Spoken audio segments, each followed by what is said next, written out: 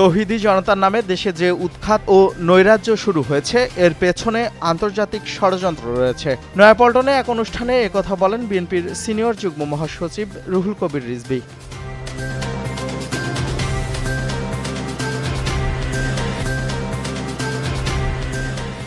ধর্মীয় ভাব গাম্ভীর্যের মধ্য দিয়ে উদযাপিত হচ্ছে পবিত্র ঈদে মিলাদুন্নবী। বিশ্বনবীর জন্ম ও ওফাত দিবস উপলক্ষে বিভিন্ন দেশে রয়েছে নানা আয়োজন।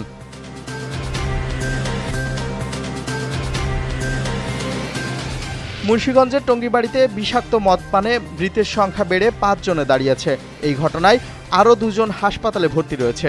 টঙ্গীবাড়ি থানার ভারপ্রাপ্ত কর্মকর্তা বিষয়টি নিশ্চিত করেছেন।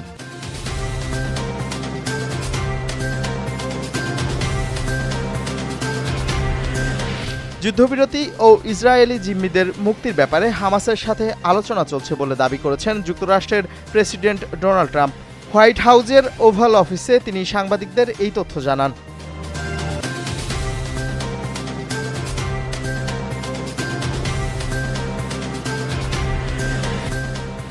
অনূর্ধ্ব-23 এশিয়ান কাপ বাছাইয়ে আজ ইয়েমেনের বিপক্ষে মাঠে নামবে বাংলাদেশ।